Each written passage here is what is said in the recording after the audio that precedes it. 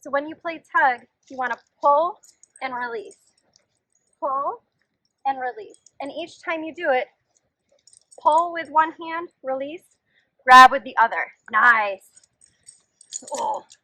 And with your pit bull, get an occasional head shake in. It'll encourage that behavior that they're already probably doing. Nice, good. Things to avoid when you're playing tug is picking them up and dangling them. Now, as much as pit bulls can typically handle that, you can break their teeth and you can pull them out. So you want to avoid that. Yeah, good work. Ready? Oh, good. Now, tug is super important for pit bulls if your dog will play with you because it's using their natural behaviors of that grab and that shake. Yeah.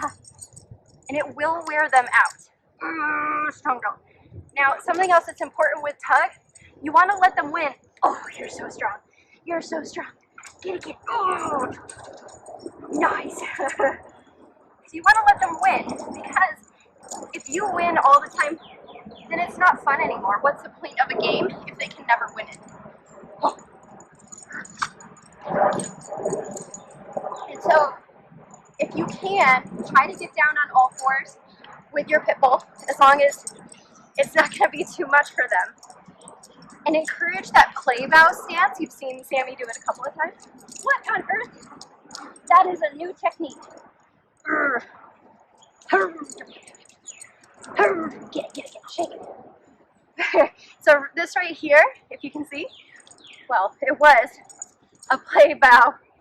And that is really good behavior to practice because that will encourage nice, better manners when playing with other dogs. Good girl. Now, something to bear in mind is if tug is hard for your dog, you want to bring their arousal level up, but don't let them go over threshold. Get it. Oh, that's a good bow. Good bow. So you want to bring them up, but before they get to the point that they're past the point of going over threshold, essentially like the point of no return, you want to bring them back down. Nice. Out. Good. Good girl. Get it. So something that's going to be really beneficial, all right, is teaching them a solid out behavior or drop it.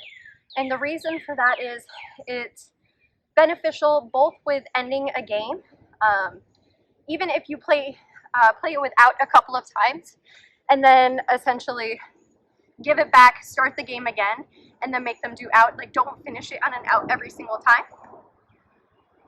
And it's also going to be beneficial, say for instance you walk down the road, they find, in the case of Sammy, a Chick-fil-A container like we did this morning.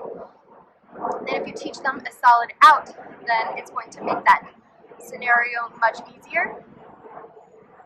And then so also in addition, work on switching.